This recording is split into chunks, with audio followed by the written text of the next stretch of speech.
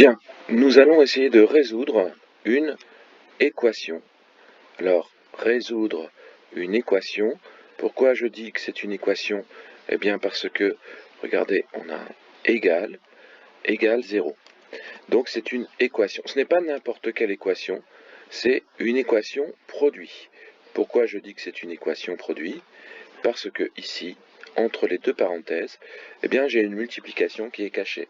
Il s'agit donc de 3x plus 1 multiplié par 2x plus 5 égale 0. Et donc, qu'est-ce qu'on voit? On voit que c'est une équation qui est sous une forme, où le membre est sous une forme factorisée. C'est un produit de facteurs. Un produit de facteurs qui est égal à 0. Donc nous avons une règle qui est la règle du produit nul, la règle du produit nul, qui dit que si a fois b égale 0, alors soit a égale 0, soit b égale 0. Et c'est une relation équivalente, c'est-à-dire si a égale 0 ou b égale 0, eh bien forcément, de façon assez évidente, le produit vaut 0. Donc, comment on s'en sert pour résoudre cette équation? On rappelle que résoudre une équation, c'est trouver les valeurs de x pour laquelle ce produit est égal à 0. Nous avons un produit, là c'est a multiplié par b, et qui est nul, a fois b égale 0. Et donc la règle du produit nul nous dit donc qu'on doit résoudre 3x plus 1 égale 0,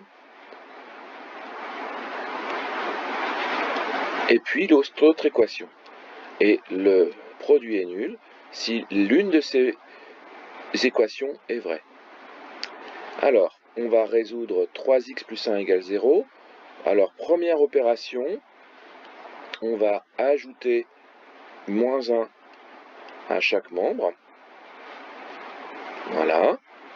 Si on ajoute moins 1 à chaque membre, eh bien on va obtenir 3x plus 1 moins 1, ça fait 3x. Et puis 0 moins 1, ce qui fait moins 1. Nous avons une première...